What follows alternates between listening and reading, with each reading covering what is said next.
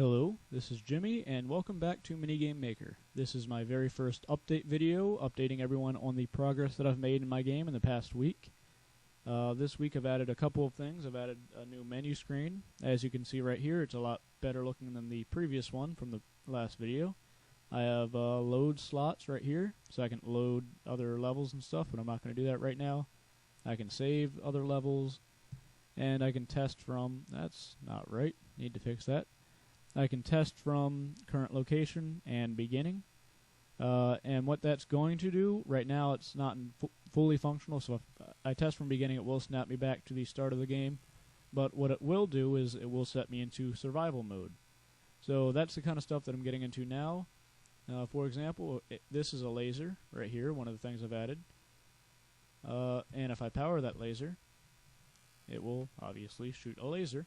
And if I walk into that laser, you will see that it damages me. I don't know if you saw that. It's in the upper left-hand corner of the screen. It'll say being damaged and dead. So this laser will kill me, and after I get damaged, you'll see that it says healing, healing, healing, and then healed. So that's just some simple testing stuff that I've put in temporarily. I will be adding in a HUD to display that you are being damaged.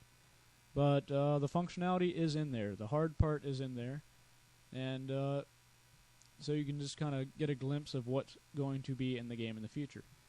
So survival mode is coming, along with some weaponry like this laser. There's more weaponry that will come in the future. So let's talk about some of the functionality of this. This laser, as you can see, will shoot one beam, but I can also deflect that laser using a couple different things. Firstly, I have these two different shields. So this is a green shield and a red shield.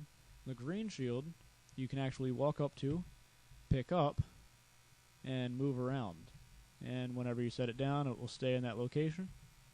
And you can use this to deflect the laser. It will also deflect off the red shield, as you can see right there. But the difference with the red shield is I cannot pick that shield up. That shield is always stationary. It's wherever the person designing the map put it, that's where it will stay permanently. We also have this target right here, and as you can see, whenever I shoot the target, if you look at the top of the target, it's lighting up a little bit, and what that's actually doing is that's sending a signal out this output right here. And if we take a wire off that and let's say hook it up to, well, we can hook it up to anything really. We can hook it up to this light, or we can hook it up to, let's say, this door. Let's run the wire to this door.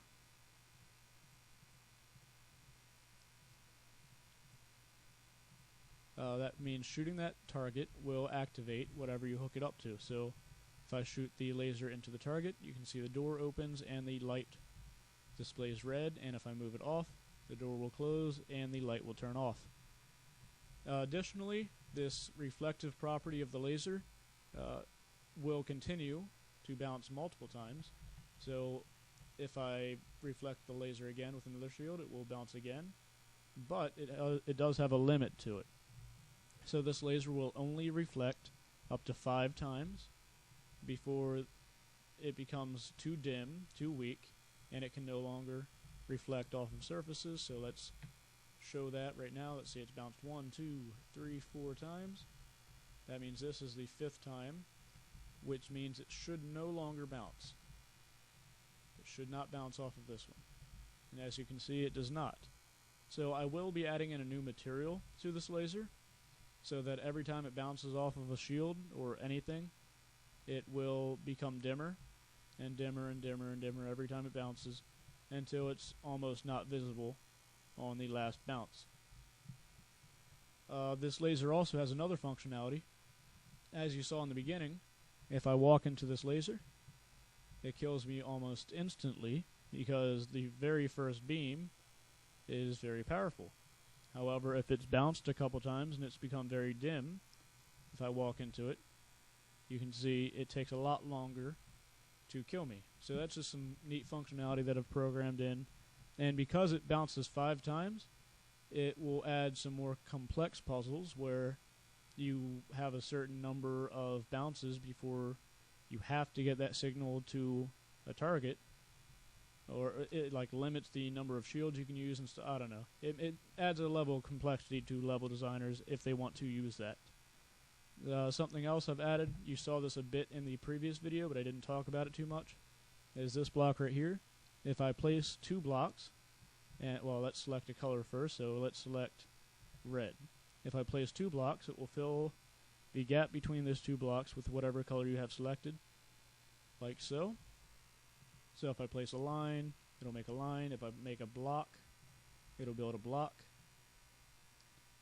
So that adds some cool functionality. So let's say I want to build move that wall. Let's say I want to build a wall really quickly. It allows me to.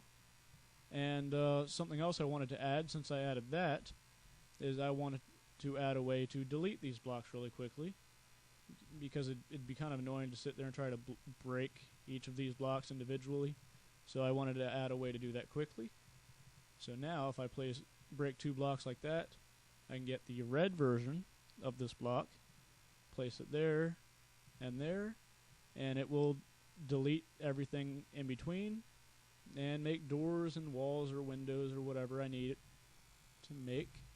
So that adds a whole lot more easy building and customization to the game. And I was pretty happy with it, and I'm pretty happy with the progress I've made in this week, and I hope you guys are too.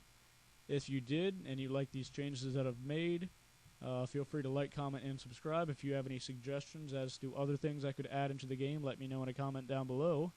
And thank you guys for watching. And goodbye.